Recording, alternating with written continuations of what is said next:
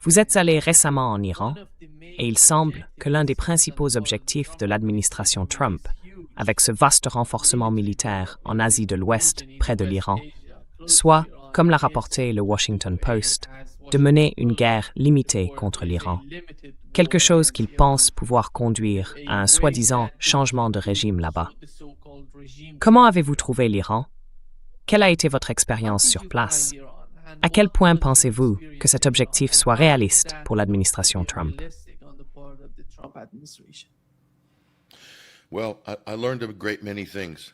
Eh bien, j'ai appris énormément de choses lorsque j'étais en Iran la semaine dernière.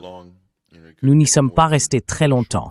Je n'ai pas pu obtenir plus qu'un visa de courte durée, principalement à cause de la situation.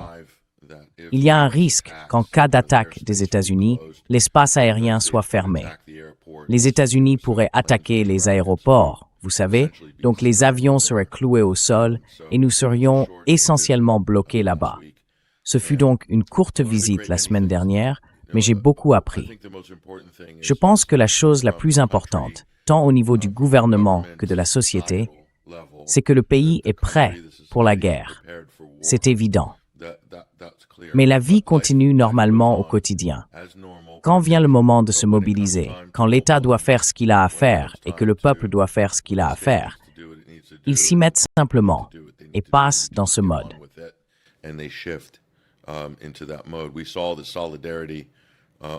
Nous avons vu la solidarité dans les rues pendant la fête nationale. Dès mon premier jour là-bas, 2,5 millions de personnes à Téhéran et des millions d'autres à travers le pays, dans d'autres villes.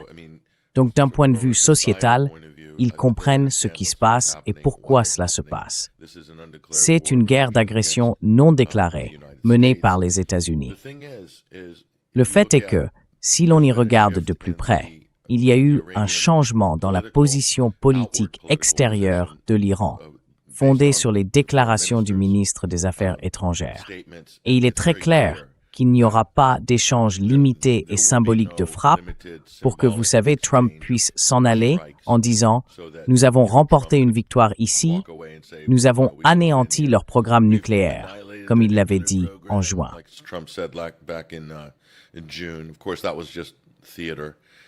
Bien sûr, tout cela n'était que du théâtre. Et donc Trump voudrait peut-être une autre démonstration de théâtre. Mais le plan A, ils ont déjà exécuté le plan A. C'est ce que les gens doivent comprendre. Le plan A, c'était en juin. Le plan A, c'était quand Israël a attaqué l'Iran par surprise, alors qu'ils étaient en pleine négociation sur ce prétendu problème nucléaire qui n'en est pas vraiment un, sauf pour les États-Unis. Mais c'était le plan A. C'était une frappe de décapitation menée par Israël, déstabilisation interne du pays, affaiblissement et neutralisation des défenses aériennes iraniennes ainsi que d'autres composantes militaires clés pour préparer le terrain à une opération de changement de régime. Cela a échoué. Le plan B, à la fin décembre et au début janvier, comme vous le savez, consistait à détourner les manifestations économiques légitimes de la classe marchande.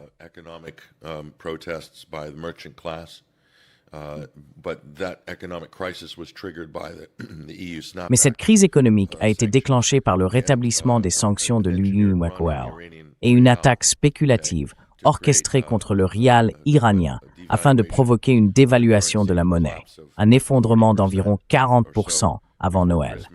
Cela a créé une tourmente économique qui a légitimement poussé les gens à descendre dans la rue, inquiets pour leur bien-être quotidien, alors que le pays subit des sanctions paralysantes. C'était donc le plan B. Et les émeutes ont suivi dans son sillage. Elles ont tiré parti de l'élan des manifestations légitimes, comme toi et beaucoup de tes invités l'avaient déjà souligné. Mais c'était le plan B, et ensuite une frappe militaire devait suivre, dans l'espoir de déclencher un soulèvement massif en Iran. Eh bien, je suis ici pour te dire, Nima, après avoir passé du temps en République islamique d'Iran, que le plan B était impossible.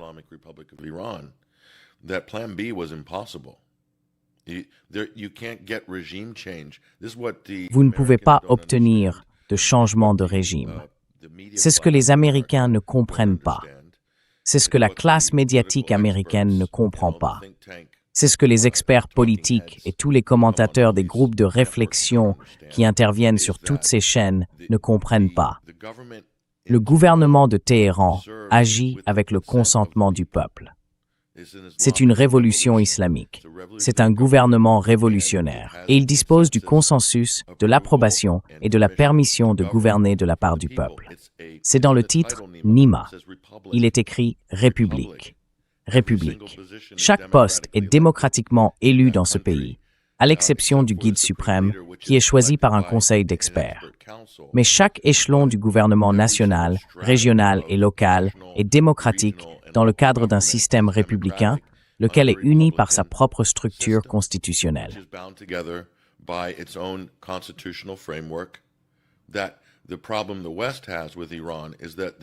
Le problème que l'Occident a avec l'Iran, c'est que la composante religieuse est profondément tissée à travers tout cela, ce qui le rend unique en ce sens. Cela le rend également assez résilient, et c'est là tout le rôle du guide suprême. Il a une ligne directe avec le peuple. D'une certaine manière, il représente le peuple, la vie spirituelle, la vie philosophique de la population, et en un sens, il incarne aussi une voix populiste du peuple. Mais leur populisme est différent du populisme occidental. Ils lui ressemblent, mais ils accordent la priorité aux aspects culturels, civilisationnels et religieux qu'ils souhaitent préserver, ainsi qu'à la dignité du peuple au sein de la population. And the dignity of the people within the population. That's very important for Iranians. There is no. C'est très important pour les Iraniens. Il n'y a aucune frappe militaire qui va changer le régime, comme ils l'appellent en Iran. Cela n'arrivera pas. Ils pourraient essayer d'acheter les gouvernements régionaux avec des milliards de dollars et des valises remplies d'argent liquide, de diamants, d'or, de crypto-monnaies, peu importe, pour tenter de provoquer des rébellions régionales ou des régions sécessionnistes, fragmenter le pays comme ils l'ont fait avec la Syrie, et faire cela en y introduisant de la violence et peut-être même une puissance militaire extérieure. Mais cela ne mènera toujours pas à un soi-disant changement de régime à Téhéran, car ce que j'ai vu, Nima, c'est que la population a réagi aux menaces des États-Unis et d'Israël par une solidarité massive à l'intérieur du pays.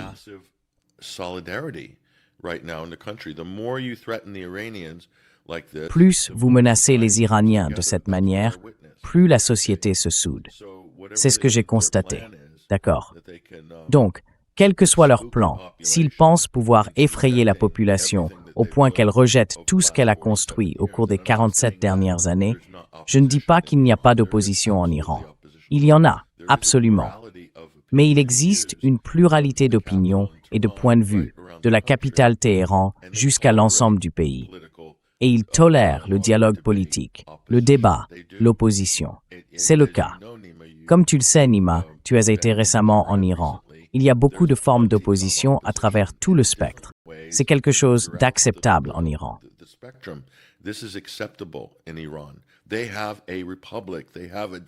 Ils ont une république, ils ont une démocratie. Mais nous avons projeté sur ce pays, en Occident, notre propagande et nos mensonges absolus sur ce qu'est ce pays, sur ce qu'est son gouvernement. C'est dirigé par des mollahs. Ce n'est pas dirigé par des mollahs. C'est une révolution populaire. Ils en sont très fiers.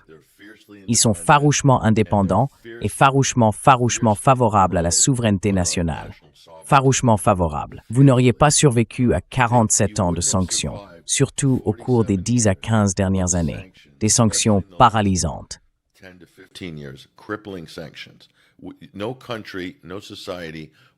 Aucun pays, aucune société ne pourrait survivre sans un ensemble de valeurs idéologiques et politiques très solides, partagées par l'immense majorité de la population, malgré les difficultés.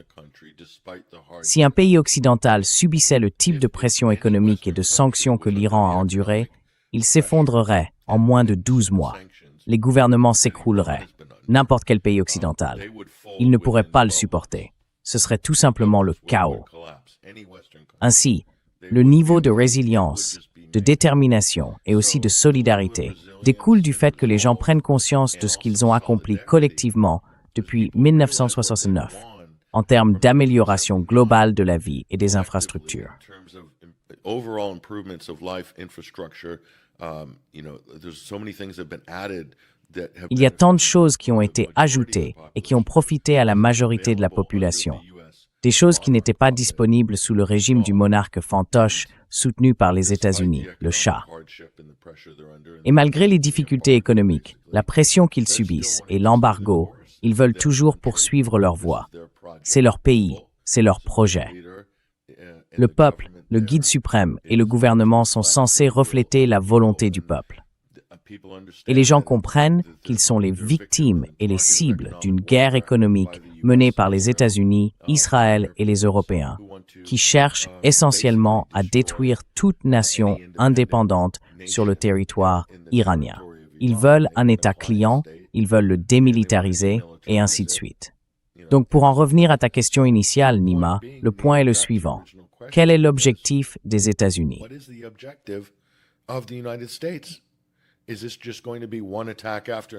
Est-ce que cela va simplement être une attaque après l'autre, chaque fois avec une nouvelle excuse pour justifier leurs actions, en disant « Oh, le régime est mauvais.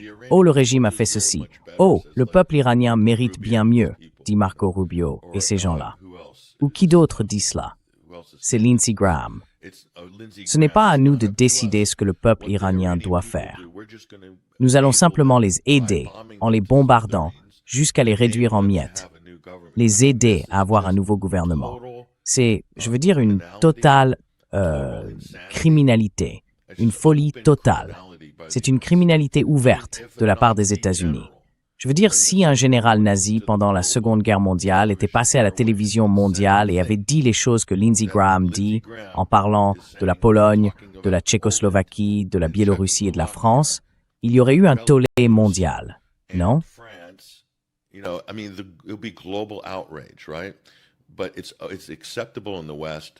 Mais il est acceptable en Occident d'avoir ce genre de rhétorique, tu sais, presque hitlérienne, de la part de gens comme Graham, une rhétorique conçue pour écraser le droit international, les normes et les cadres.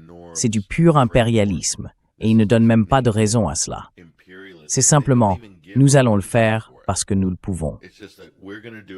Et c'est tout. Voilà un peu où nous en sommes aujourd'hui, Nima. Et c'est assez, d'un point de vue historique, c'est assez troublant, franchement. C'est tout ce que je peux dire. Ayant été étudiant en relations internationales, ayant étudié la diplomatie, tu sais, et ayant observé de près tous les divers cycles et itérations de guerre et de paix au cours des, disons, 150 dernières années.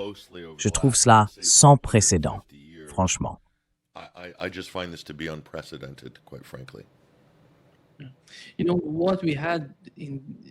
Vous savez, à la fin de la guerre de 12 jours, nous avons assisté à une attaque américaine contre l'Iran, une attaque symbolique. Puis la riposte est venue de l'armée iranienne. Il semble que l'Iran soit passé à autre chose. Vous savez, l'Iran ne considère pas que ça puisse être, encore une fois, l'une des issues ou l'une des sorties possibles à la situation actuelle, à l'escalade actuelle au Moyen-Orient. Parce que l'administration Trump semble, comme nous l'avons entendu de la part d'un responsable iranien, il a dit que l'administration Trump leur avait demandé « Laissez-nous faire la même chose, vous allez répondre à cela, et ensuite nous irons de l'avant et nous reviendrons à la normale. »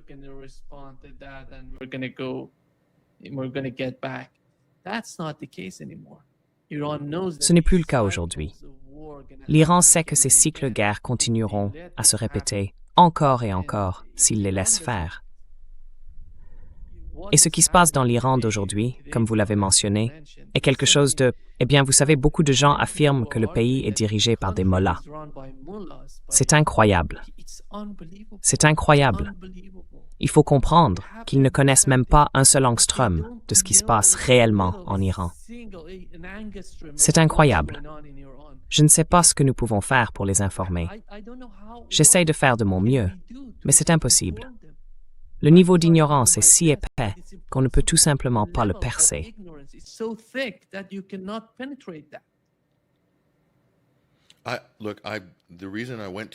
Écoute, la raison pour laquelle je suis allé en Iran, Nima, est assez simple. Je n'y serais pas allé, pour être honnête avec toi. J'ai vu que le département d'État avait publié un avertissement de voyage la semaine avant mon départ. Et il disait, « Si vous êtes en Iran et que vous êtes américain, partez maintenant. Partez maintenant » avec un point d'exclamation. Et ils ajoutaient, « Si vous ne pouvez pas partir, cachez-vous dans un bâtiment. Procurez-vous de la nourriture et de l'eau. Et assurez-vous que la batterie de votre téléphone portable soit chargée. » En gros, cela voulait dire, si vous êtes américain en Iran, on va vous bombarder. Alors trouvez juste un bon endroit où vous cacher. Tu vois, c'est le communiqué officiel du département d'État.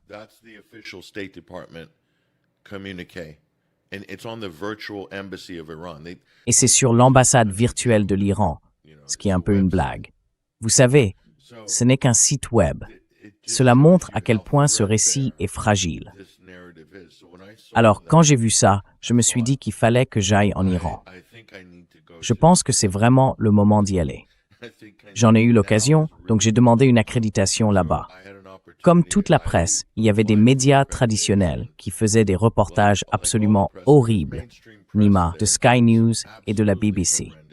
Je veux dire, je ne veux pas me lancer dans une comparaison de nos reportages, mais disons simplement que nous semblions observer deux réalités différentes. Je ne sais pas où ils étaient, mais moi, j'étais à Téhéran.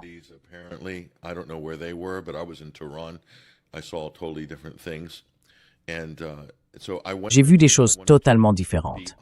J'y suis allé parce que je voulais être absolument certain que lorsque je parle aux gens de la situation, de la véritable situation, j'ai un peu plus de crédibilité, en pouvant dire que je l'ai vu de mes propres yeux. La véritable situation politique dans ce pays est à 180 degrés de ce que les médias politiques et grands publics occidentaux essayent de faire avaler à leur population, de notre côté du rideau de fer, pour ainsi dire. Et en faisant cela, j'ai reçu un tel retour de bâton de la part de tous ces beaux royalistes Pahlavi sur X, certaines des personnes les plus méchantes, cruelles et insultantes qui soient.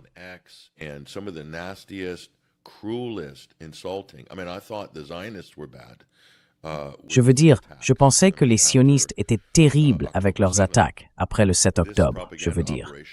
Mais cette opération de propagande, cette psyop pro-guerre iranienne, tout ce récit pro-iranien de guerre contre l'Iran, c'est incroyable, cette manipulation. Ils ont dit, vous marchez sur le sang de 30 000 manifestants morts. Écoutez, nous avons rencontré le chef de la police du principal district touché pendant les émeutes. Et il est très bien documenté. Quels sont les chiffres des morts? 3 170 décès. Alors, s'il y a 30 ou 50 000 manifestants morts, quels sont leurs noms et leurs identités? Comment peut-on faire de telles déclarations?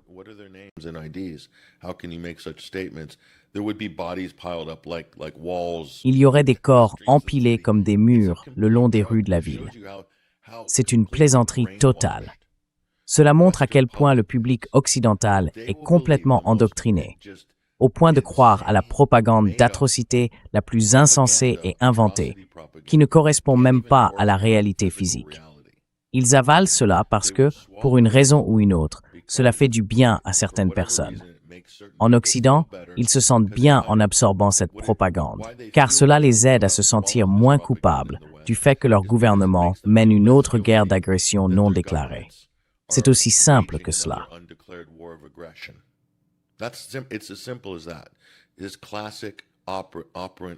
C'est un exemple classique de conditionnement opérant, une dissonance cognitive typique. Nos gouvernements et nos médias, notre complexe militaro-industriel, ainsi que tous les aspects militarisés et instrumentalisés des grandes entreprises technologiques qui orientent ces discussions. Toute la propagande iranienne. Tous les influenceurs payés des millions de dollars pour dire « Trump, vous devez venir à la rescousse. Le régime massacre des manifestants démocratiques dans la rue. » C'était une opération à plusieurs millions de dollars. Des personnes comme Elon Musk ont utilisé X pour ouvrir l'algorithme et accorder la priorité à toutes ces vidéos promouvant et réclamant la guerre contre l'Iran, diffusant des mensonges sur des massacres de manifestants démocratiques. Ces contenus ont été mis en avant sur les plus grandes plateformes de médias sociaux. Armes chimiques. À un moment donné, il parlait d'armes chimiques. Yeah, and those went viral, Nima, even though it's complete. Oui, et ces publications sont devenues virales, Nima, même si c'est un niveau de foutaise absolument incompréhensible. Mais elles sont prioritaires.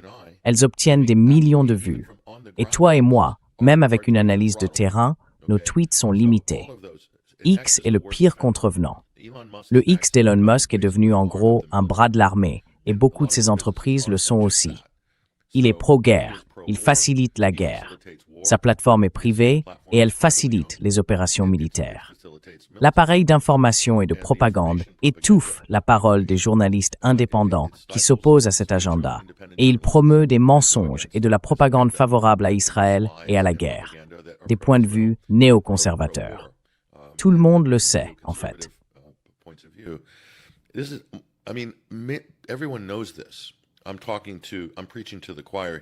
Je prêche des convaincus ici, Nima, surtout avec ton public. Mais nous devons continuer à nous le rappeler, car c'est ainsi qu'on fabrique le consentement pour la guerre.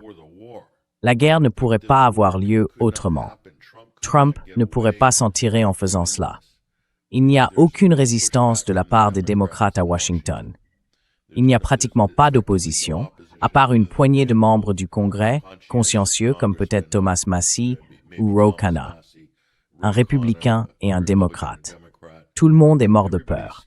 Mais la moitié d'entre eux, à Washington, même s'ils sont contre la guerre, croient que le soi-disant régime iranien est, tu sais, la réincarnation d'Adolf Hitler, version islamique.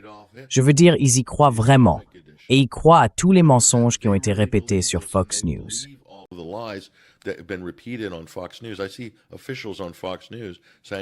Je vois des responsables sur Fox News dire « Ce régime a abattu 30 000 personnes de sang-froid ». J'ai vu ça. C'est bouleversant. Et ce que j'ai vu a aussi été diffusé sur les médias nationaux iraniens. Donc ce n'est pas un secret. Des policiers brûlés à mort, brûlés vifs. Pas un, pas deux, pas trois. J'en ai compté 8 dans les pièces à conviction présentées aux journalistes internationaux. Une partie de cela a même été montrée au public en Iran. As-tu vu l'une de ces images dans les médias occidentaux?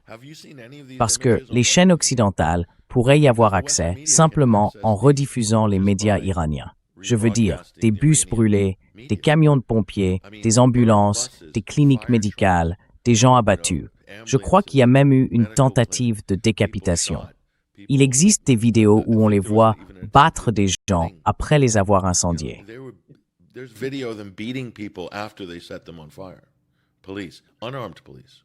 So if that La police, une police non armée. Alors, si cela se produisait dans n'importe quel pays occidental, que ferait le gouvernement?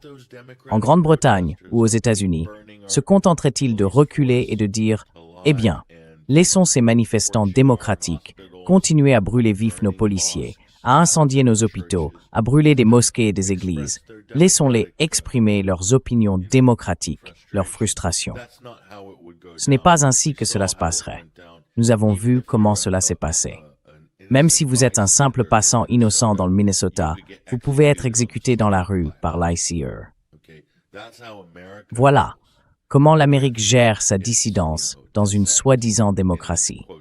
Et comme tu le sais, Nima, je n'ai pas besoin de te faire la leçon là-dessus, car tu sais très bien que la relation entre la police et le public iranien est une relation consensuelle.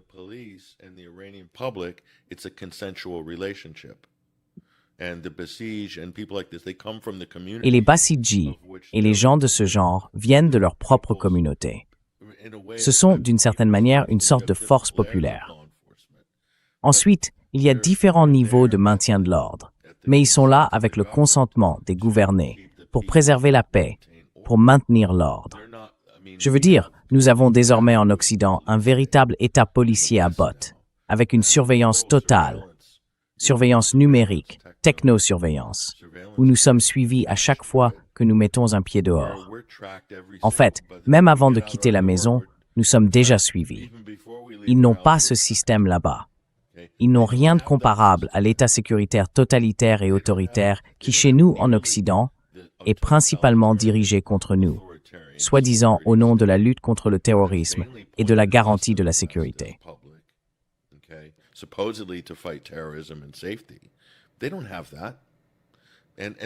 Ils n'ont pas cela. Et c'est encore une autre chose. Pourtant, nous les avons décrits comme une sorte d'État autoritaire.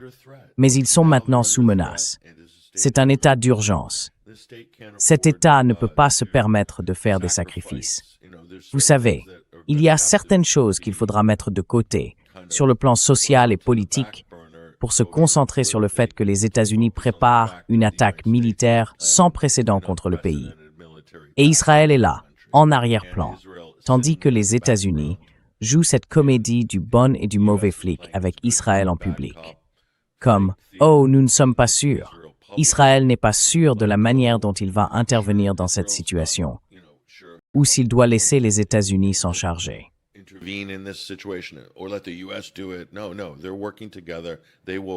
Non, ils travaillent ensemble. Ils agiront militairement ensemble en cas d'attaque. Je parierai là-dessus. C'est un pari sûr. D'accord. Et ensuite, ce sera quoi? Si cela arrive, les États-Unis et les médias occidentaux feront une belle histoire du genre. Oh, les courageux Israéliens sont venus avec les Américains. Et tout le monde applaudira sur Fox News en disant à quel point c'est courageux et merveilleux. Et les Britanniques s'en mêleront aussi, probablement. Qui sait? Ils ont l'habitude d'arriver, de larguer quelques bombes, puis d'agiter l'Union Jack.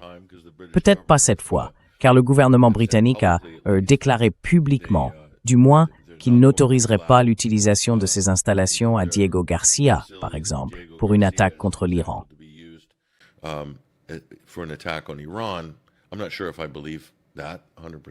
Je ne suis pas sûr d'y croire à 100%, mais c'est la position officielle. Donc en résumé, Nima, c'est vraiment sans précédent à l'époque moderne.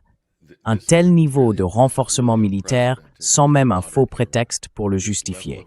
Pense au théâtre de l'Irak, au théâtre des armes de destruction massive et à tout cela. Cela avait vraiment pris 1 an ou 2, peut-être même plusieurs années, en fait, à se mettre en place avec les inspections d'armes.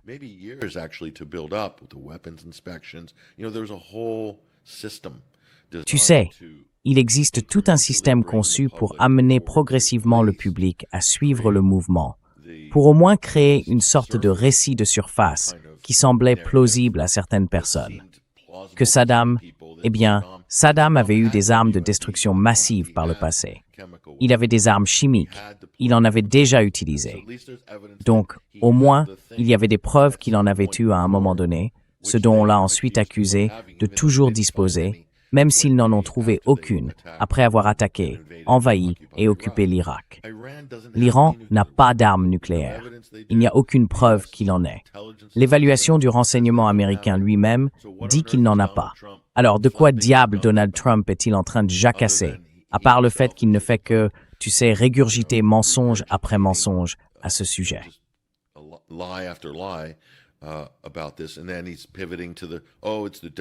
Et puis il enchaîne avec « Oh, ce sont les manifestants démocrates. Ils doivent être libérés des mollahs. » Et la semaine suivante, c'est « Non, c'est le programme de missiles. Ils ne peuvent pas avoir ces missiles. Ces missiles représentent une menace pour les troupes américaines dans la région. » Donc, l'Iran a garé son pays trop près de ses bases américaines, et il faudrait donc s'en débarrasser. Pourquoi quelqu'un se débarrasserait-il de sa dernière ligne de défense après ce que nous avons vu Israël faire à la Syrie en 72 heures après la chute de Damas? Franchement. Et ce qu'ils ont fait à la Libye, etc. Pourquoi quelqu'un ferait-il cela? Pourquoi? Ainsi, l'Iran, comme tu l'as dit, Nima, a tracé une ligne rouge. Ils ont établi une position de dissuasion. C'est très clair. Ils ont dit très clairement que toute frappe, même limitée, serait suivie de représailles contre toutes les cibles de leur choix parmi les positions américaines dans la région et en Israël.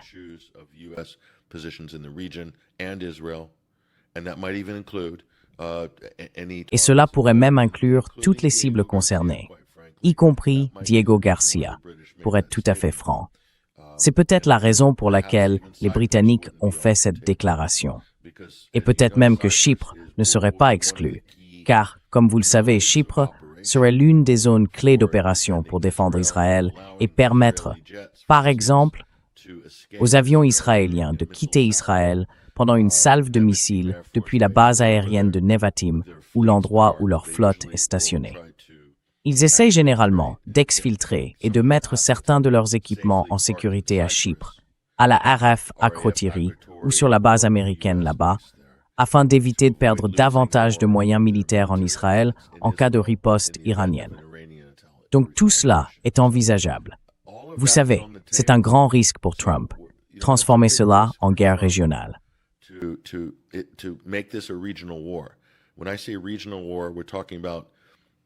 Quand je parle de guerre régionale, nous parlons, vous savez, de l'espace aérien de l'Irak qui pourrait être contesté. L'Arabie saoudite, potentiellement la Jordanie, le Yémen sera impliqué. À 100%, le Yémen sera impliqué. Donc l'Irak sera effectivement impliqué. Au moins, les Hachides seront mobilisés. Et puis, vous avez la Syrie dans une certaine mesure. Vous avez tous les autres États du Golfe, les Émirats arabes unis, le Qatar. Vous avez, bien sûr, potentiellement Chypre. Et il y a quelques autres pays que je n'ai pas mentionnés. L'Azerbaïdjan, le Kurdistan irakien. S'ils sont utilisés comme base de départ, ce qui j'en suis sûr sera probablement le cas, ou comme voie de vol ou d'infiltration vers l'Iran par la coalition des volontaires occidentales, n'est-ce pas? Donc cela fait 6-7 pays d'emblée, Nima. C'est une guerre régionale, et je pense qu'à ce stade, on peut appeler cela une guerre mondiale.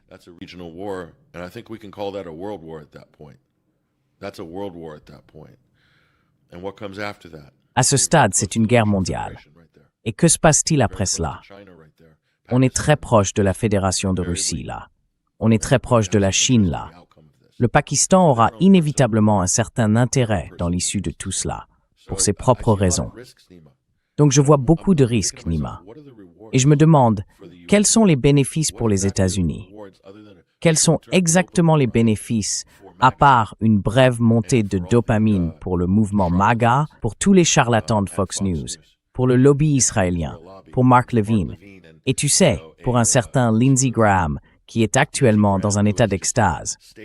Le niveau d'excitation à voir des pays et des villes réduits en cendres en Iran a rendu Lindsey Graham complètement euphorique, ce véritable psychopathe de sénateur américain.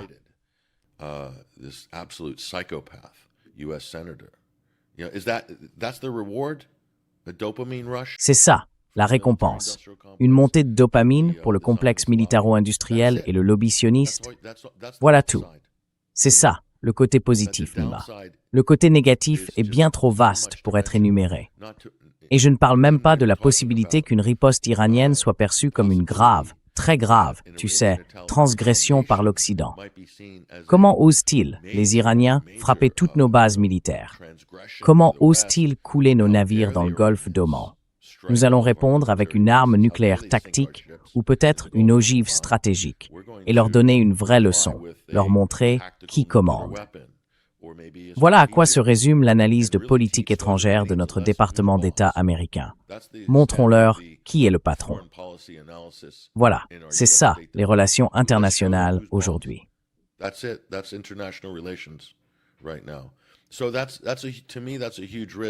Pour moi, c'est un risque énorme, parce qu'une fois que cela commence, il est difficile de savoir où ça s'arrête. Et c'est bien là le problème. C'est notre rôle. Si nous étions diplomates, si j'étais secrétaire d'État, ma mission serait d'empêcher que cela se produise, pas de l'encourager. Le rôle du gouvernement américain n'est pas de créer des problèmes et des coûts, et sans parler du fait que Nima, le détroit d'Ormuz, sera fermé. J'hésitais à dire si cela allait se produire ou non, jusqu'à ce que je voie les manœuvres cette semaine. Et oui, cela arrivera. Cela arrivera. Et cela entraînera une flambée immédiate des prix. Regardez le Brent et les prix du pétrole au cours des dernières 24 heures. On voit déjà qu'ils bougent. Donc nous allons assister à cela. Et cela signifie que l'inflation va augmenter.